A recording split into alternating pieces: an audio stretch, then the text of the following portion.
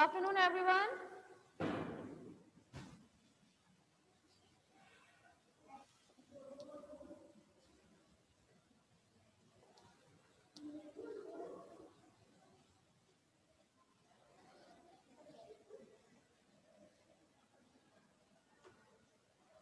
तो क्लास आज से आपका टॉपिक जो स्टार्ट होगा दैट इज द पिजन, ठीक है।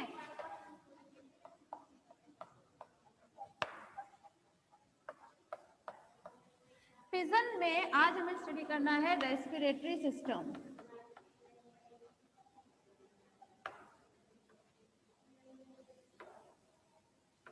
तो क्लास जब हम लोग बात करें आपके पिजन की, ठीक है, तो पहली बात पिजन जो है वो रेस्पिरेशन किसके थ्रू करता है? लंग्स के थ्रू करता है, ठीक है।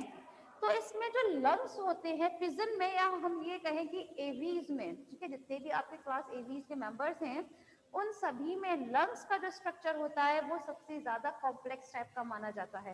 जबकि जितने भी आपने बाकी वर्टिब्रेट्स पढ़े हैं उन सभी में, वही हाँ, आपने कल भी स्टडी किसी की थी, रैबिट की थी। तो रैबिट में लंग्स जो है वो इतने ज्यादा आपके कॉम्प्लेक्स के नहीं होते जितने आपके पिजन का होता है, ठीक है ना। क्यों होते हैं? जैसे अगर हम लोग बात करें, क्वेश्चन यहाँ पे यही अराइज हो जाता है कि फिर कॉम्प्लेक्स टाइप का क्यों लंग प्रेजेंट होता है इसमें पिजन में। तो इसका रीजन ये है कि आप लोग जानते हैं कि बर्ड्स जो होते हैं वो हमेशा रेस्पिरेशन उड़ते टाइम भी करते हैं। उनको तो फ्लाइट का वो रहता है ना, एक जगह से दूसरी जगह जाना होता है। तो उस दौरान जब वो किस मोड में होते हैं, अपने फ्लाइट मोड पे रहते हैं, तो उस दौरान उनको ऑक्सीजन की ज्यादा रिक्वायरमेंट रहती है ना। जिस वक्त वो उड़ रहे होते हैं तब उस वक्त उनको ऑक्सीजन की रिक्वायरमेंट बहुत ज्यादा होती है। इसीलिए उनमें एक स्पेशल टाइप का क्या प्रेजेंट रहते हैं? लंग्स प्रेजेंट रहते हैं। ये लंग्स जो बहुत ज्यादा कॉम्प्लेक्सिटी लिए होते हैं, ठीक है। चलिए बात करते हैं। अगर हम लोग क्लास बात करें पिजन की, तो पिजन में कुछ स्पेशल टाइप कुछ चीजें प्रेजेंट रहती हैं जो हमने बाकी वर्टिब्रेट में नहीं स्टडी की थी। जैसे फॉर एग्जाम्पल लैरिंग्स, ठीक है। हम लोगों ने कल बात की थी लैरिंग्स के बारे में कि लैरिंग्स में क्या प्रेजेंट होते हैं आपके? लैरिंग्स में प्रेजेंट होते हैं आपके वोकल कॉर्ड्स, है ना।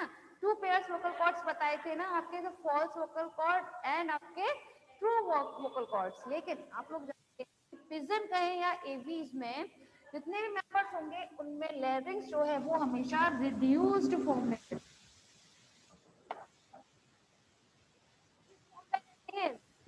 फॉर्म में रहते हैं, जिसमें ठीक है बाकी को जितने भी हमने स्टडी किए थे मेमोरी में, वो हमेशा बहुत अच्छी कंडीशन में रहते हैं उसमें, ठीक है, वर्क करते हैं, ठीक है। इसके बारे में हम और बताएंगे। Next is air sac.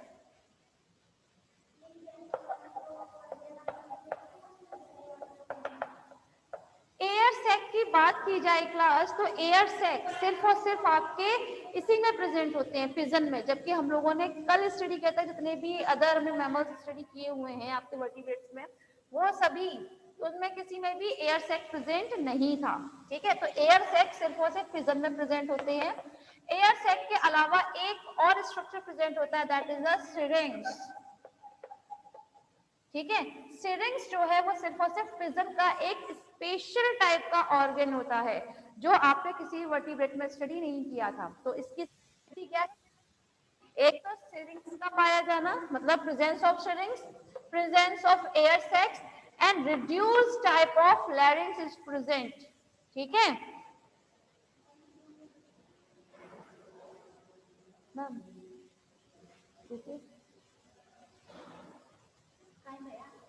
क्या करूँ? हो गई?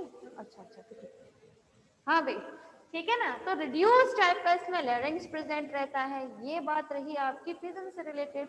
तो चलिए आगे बात करते हैं हम।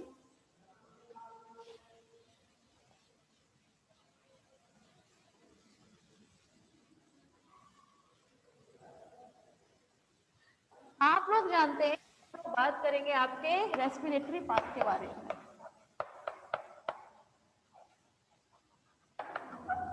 तो क्लास जब बात की जाए रेस्पिरेटरी पाथ की, तो रेस्पिरेटरी पाथ वही रहेगा जो हम लोगों ने कल मैमल्स में स्टडी किया था। तो सबसे पहले होता है आपका एक्सटर्नल नेरिस, ठीक। ये एक्सटर्नल नेरिस अंदर की जाकर कहाँ खुलते हैं आपके? चैम्बर में।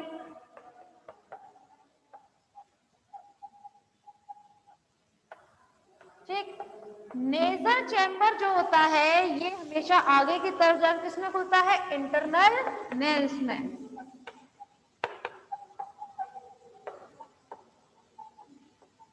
ठीक, अगर हम लोग मैमल्स की बात करें, कल आप लोगों को स्पेशल बात बताई थी कि नेजल चैम्बर जो है वो हमेशा एक सेप्टा के द्वारा डिफरेंशिएट रहता है ना। ये नेजल चैम्बर जो होते हैं वो एक सेप्टा के थ्रू क्या रहते हैं? अलग अलग रहते हैं। और इस सेप्टा को हमने क्या नाम दिया था? एक तो एक्सटर्नल नेरिस सेप्टा दिया था, वही एक वर्ड को टाइम दिया था, दैट इज अ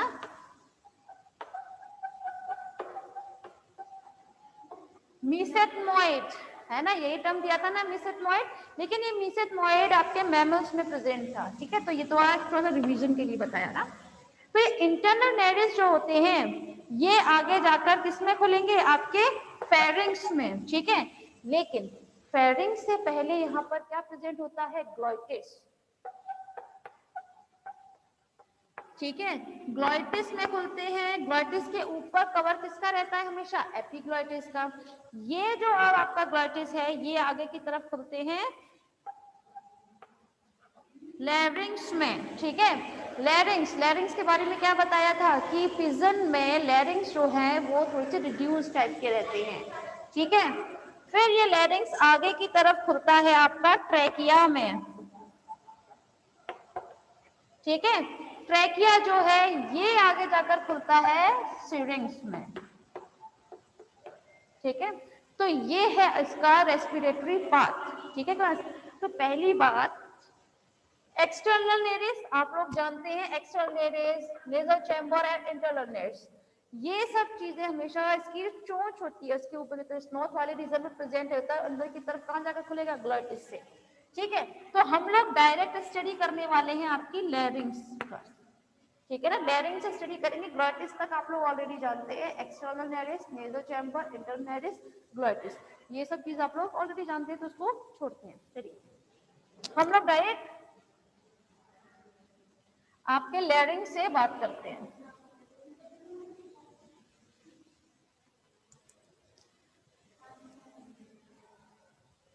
तो क्लास जब बात की जाए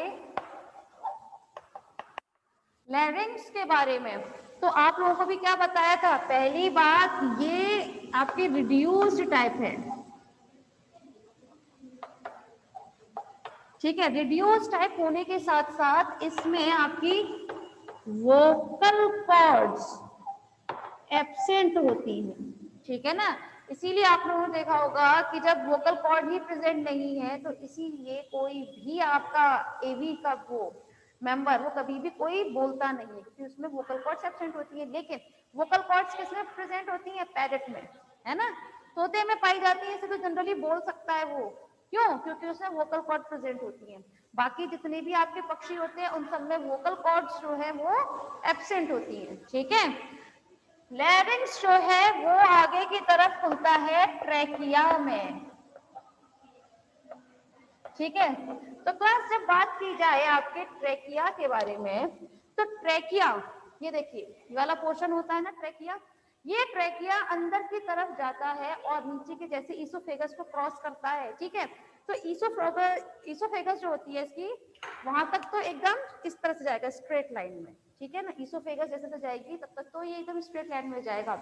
लेकिन जैसे ही ईसोफेगस को क्रॉस करता है वैसे ही वहां प्रेजेंट होता है एक स्ट्रक्चर प्रिजन में, दैट इज अ क्रॉप।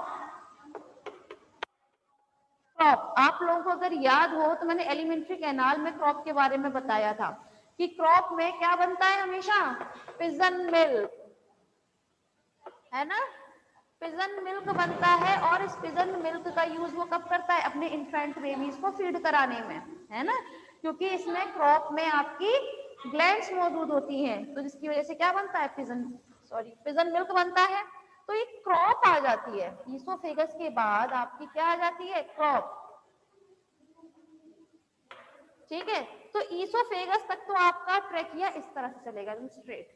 जैसे ही आपका क्रॉप आता है वैसे ही वो इस ट्रैकिया को थोड़ा सा, ठीक है, हल्का सा इसको इस तरह से लेफ्ट साइड में टर्न कर देता है। ठीक है ना। ये हमेशा ये जो पोर्शन रहता है ट्रेकिया वाला वो क्या करता है, पहले तो स्ट्रेट चलता है फेरिंग से होते हुए इसोफेगस, इसोफेगस के बाद जैसे ही क्रॉप आता है, क्रॉप उसके ट्रेकिया वाले रीजन को थोड़ा सा लेफ्ट साइड में क्या कर देता है, शिफ्ट कर देता है। ठीक है, चलिए अब हम लोग बात करते हैं अपने नेक्स्ट ट्रेकिया के डायग्राम के थ्रू समझते थे हम।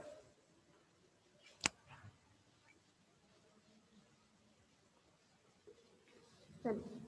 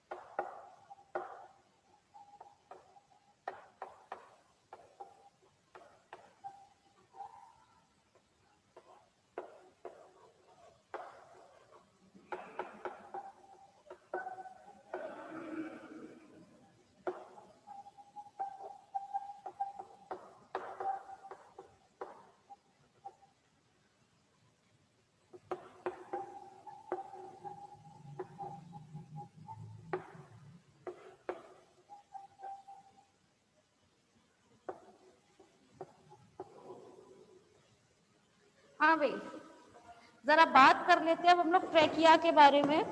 ट्रेकिया के बारे में ये तो बता दिया कि भाई किस तरीके से ये क्रॉप जैसे ही आता है तो वो थोड़ा सा शिफ्ट हो जाता है लेफ्ट साइड में।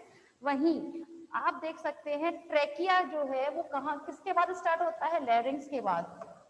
ठीक है, लैरिंग्स के पीछे से आपका ट्रेकिया स्टार्ट होता है। ठीक है, जब हम लोग क्लास बात करें आपके ट्रेकिया के बारे में, आप लोगों को बताया था कि ट्रेकिया जो है, ठीक है, ट्रेकिया जो है आगे तरफ दो पार्ट्स में डिवाइड होता है, जिन्हें हम क्या बोलते हैं, ब्रोंकियाई। ये ब्रोंकियाई फिर से डिफरेंशिएट होता है, जिसे हम क्या बोलते हैं, ब्रोंकियोल्स कह सकते हैं, या फिर आप कह सकते हैं प्राइमरी, सेकेंडरी, टर्शरी ब्रोंकियाई। फिर ये टर्शरी ब्रोंकियाई जो है ये आगे जाके ब्रोंकियोल्स बनाता है, और ब्रोंकियोल्स जो है वो हमेशा एल्विलाई में ही जाके खत्म होते हैं। ये तो हम लोगों ने कल भी बात की थी, है ना। डायरेक्ट बात करते हैं हम लोग। तो यहाँ पर ये है आपका ट्रेकिया। ठीक, ट्रेकिया आगे जाके डिफरेंशिएट होता है और क्या बनाता है, ब्रोंकियाई। ठीक है, तो पहले हम बात करेंगे अपने ट्रेकिया के बारे में। ये ट्रेकिया जो होता है क्लास, ये हमेशा एक रिंग से मिलकर बना होता है। रिंग समझते हैं, जैसे फॉर एग्जाम्पल आप लोग वर्टिब्रल कॉलम के बारे में जानते हैं, है ना। वर्टिब्रल कॉलम कैसे, एक ही हड्डी होती है क्या पूरी, तो नहीं। वो जो वर्टिब्रल कॉलम हम लोगों में प्रेजेंट होती है वो हमेशा इस तरीके से रिंग की बनी हुई एक स्ट्रक्चर होता है। जैसे ढेर सारी रिंग होती है ना, तो एक के ऊपर एक रिंग रख दी जाए इस तरह से, ठीक है, और उसके अंदर से, उस रिंग के अंदर से निकलती है आपकी स्पाइनल कॉर्ड, है ना। जैसे अगर मैं बात बताऊं तो सपोज करके देखिए, ये आपका कोई भी कुछ ही मान लीजिए, रिंग मान लीजिए, चलिए ठीक है, रिंग है वर्टिब्रल कॉलम की, उसके बीच में से निकलती है, तो लड़कियों की चोटी होती है ना, ठीक है, उस टाइप से स्पाइनल कॉर्ड निकलती है। क्यों, क्योंकि स्पाइनल कॉर्ड जो होती है क्लास, वो हमेशा नर्व्स का एक बंच होती है ना। नर्व्स का एक बंच होने की वजह से ही हम क्या कह सकते हैं इसको, कि ये हमेशा इस तरीके की जो संरचना होती है, जगह स्ट्रक्चर होता है, उसके अंदर से निकलती है। सेम चीज जो हमने वर्टिब्रल कॉलम के बारे में बात की थी, वही चीज आपकी ट्रेकिया के बारे में भी यहाँ अप्लाई होती है। कैसे, ये ट्रेकिया जो होता है ये एक हड्डी का बना नहीं होता है, कभी भी एक ही बोन नहीं होती है, सिंगल बोन नहीं है ये। ट्रेकिया बनता है छोटी छोटी रिंग लाइक स्ट्रक्चर से, ठीक है, और उन रिंग्स को हम नाम देते हैं ट्रेकियल रिंग, ठीक है। क्या नाम देंगे? ट्रेकियल रिंग नाम देते हैं। तो मैं ये कह सकती हूँ ट्रेकियल रिंग जो है, जब वो एक के ऊपर एक इस तरह से व्यवस्थित होती जाती है, अरेंज होती जाती हैं, तब वो क्या बनाती हैं? ट्रेकिया बनाती हैं, ठीक है। ये ट्रेकिया आगे जाके डिफरेंशिएट होती है और क्या बनाती है? आपकी ब्रोंकाई बनाती है, ठीक है ना। ये ब्रोंकाई जो होती है हम क्या बोलते हैं? प्राइमरी ब्रोंकाई बनाती है। प्राइमरी ब्रोंकाई आगे डिफरेंशिएट होती है, क्या बनाती है? सेकेंडरी टर्शरी ब्रोंकाई बनाती है। फिर वो आगे ये प्रोसीजर चलता रहता है। तो क्लास कहने की बात ये है, अब यहाँ पर है आपकी ब्रोंकियाई, ठीक है। प्राइमरी, सेकेंडरी, टर्शरी ब्रोंकियाई बनाई गई है यहाँ पर, ठीक है। तो ये जो ब्रोंकियाई होती है ये भी आपकी रिंग लाइक स्ट्रक्चर ही प्रेजेंट होता है। सपोज कीजिए यहाँ पर भी ये रिंग लाइक स्ट्रक्चर है और ये भी आपका रिंग लाइक स्ट्रक्चर है, ठीक है। अब एक खास बात इसमें, ये ट्रैकियल रिंग्स जो होती हैं, ठीक है, ये ट्रैकियल रिंग्स जो होती है ये हमेशा बोन्स की बनी होती है। किसकी बनी होती है? बोन्स की बनी होती है। जबकि आपकी ये जो होती है ब्रोंकियाई, ठीक है, ये ब्रोंकियाई हमेशा बनी होती है कार्टिलेज की, ठीक है। कार्टिलेज से बनी होती है ब्रोंकियाई रिंग और बोन से मिलकर बनी होती है ट्रैकियल रिंग। स्पेशल बात एक और इसके बारे में बात जानिए। क्वेश्चन यहाँ पर ये आता है कि रिंग मौजूद क्यों होती है? भाई हम कोई भी चीज स्टडी करते हैं तो कोई ना कोई रीजन तो होता है। तो यहाँ पे ये चीज क्यों है, रिंग क्यों है? तो देखिए क्लास, रिंग होने का एक रीजन है, ये इसमें से जो आपकी कैनाल्स जाएंगी, मतलब जो भी आप भाई आप क्या कर रहे हैं? रेस्पिरेशन कर रहे हैं, तो रेस्पिरेशन के लिए पाथ जो बनेगा, तो जो एक डक्ट या कैनाल जो जाती है आपके लंग्स तक, उनको सिक्योर करने का काम करती है ये कार्टिलेजस रिंग एंड ये वाली जो आपकी बोनी रिंग्स होती है, ठीक है ना।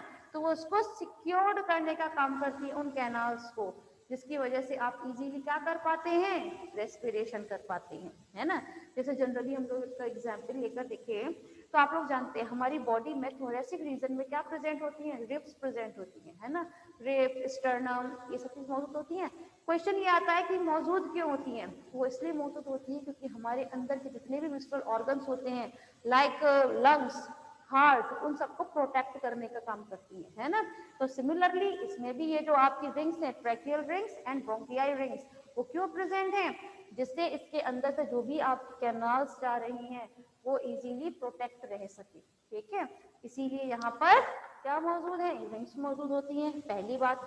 वहीं जब हम लोग क्लास बात करें तो ब्रोंकियाई के ही आगे की तरफ, या मैं ये कहूँ ट्रैकिया से आगे की तरफ चलते हैं, तब वहां पर मौजूद होता है सिरिंग्स, ठीक है। क्या मौजूद होता है? सिरिंग्स मौजूद होता है। सिरिंग्स और यहाँ पे नीचे की तरफ लिखा हुआ है ब्रोंकस। ब्रोंकस में छोटी छोटी जो आपकी बोन वो है ब्रोंकियाई जो है, ब्रोंकियल रिंग्स, ठीक है ना। ब्रोंकियल रिंग जो है जो वो बहुत छोटी होती जाती है नीचे की तरफ जाकर, तो उसको हम क्या बोलते हैं? ब्रोंकस बोलेंगे, ठीक है। तो ये बात रही ट्रैकिया के बारे में। होप सो क्लियर हुआ होगा, ठीक है। कोई परेशानी है तो पूछिए फाइनल ईयर, फिर हम आगे बात करते हैं। अब हम बात करेंगे आगे सेविंग्स के बारे में।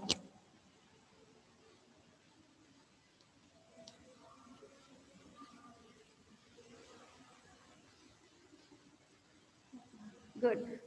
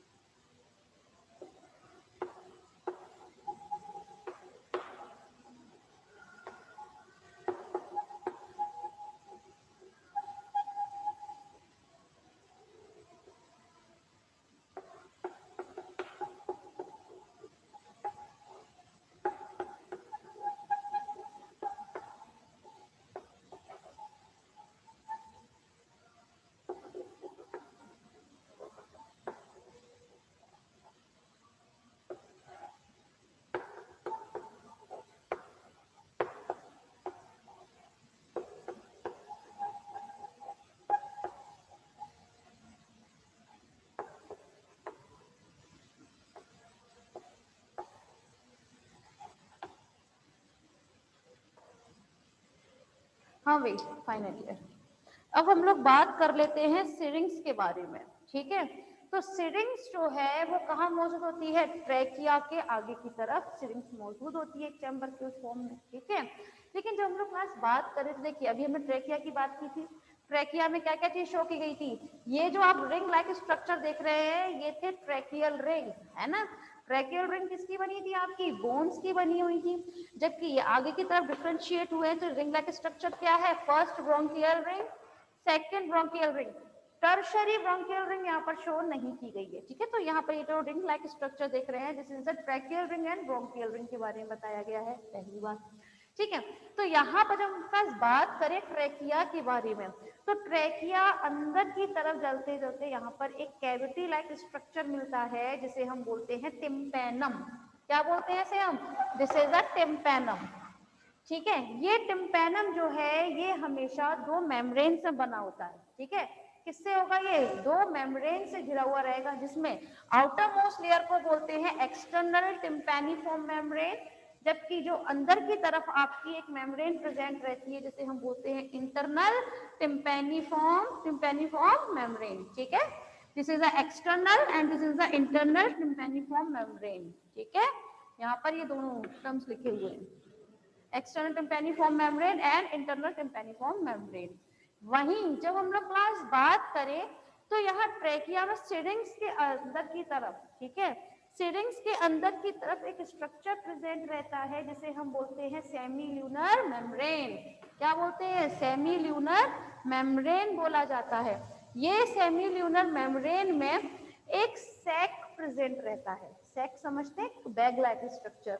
यहाँ तो खैर पॉसिबल नहीं था ड्रॉ करना, 3D डायग्राम नहीं है, तो यहाँ पर ये डायग्राम जो है ये एक सैक लाइक स्ट्रक्चर होता है जिसे हम लोग बोलते हैं इंटरक्लेविकुलर sac.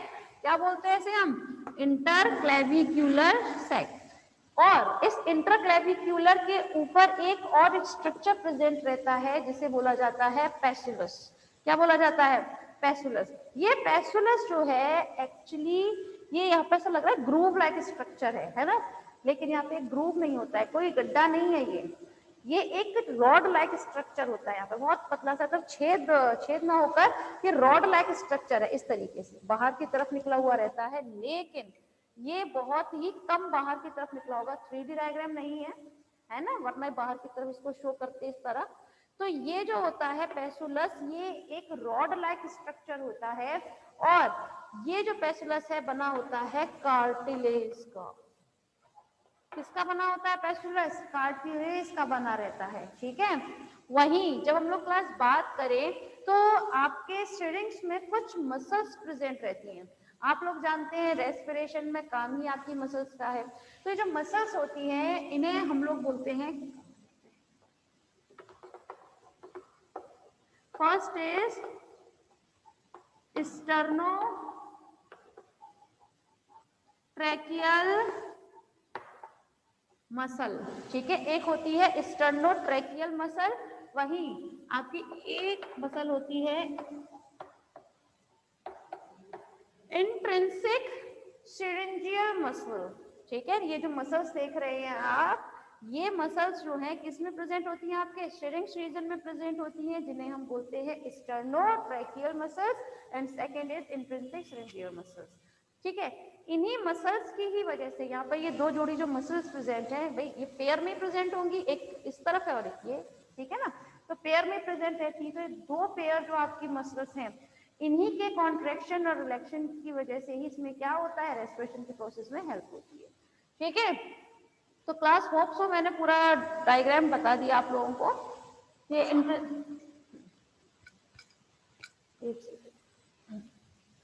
Intrinsic सिरिंजिकल muscle and स्टर्नोट्रैकियल muscles, ये आपके कहाँ प्रेजेंट रहती हैं, आपके सिरिंग्स में, ठीक है। तो चलिए पहले आप लोग जरा रिवाइंड कीजिए प्लीज, फिर आगे बात करते हैं।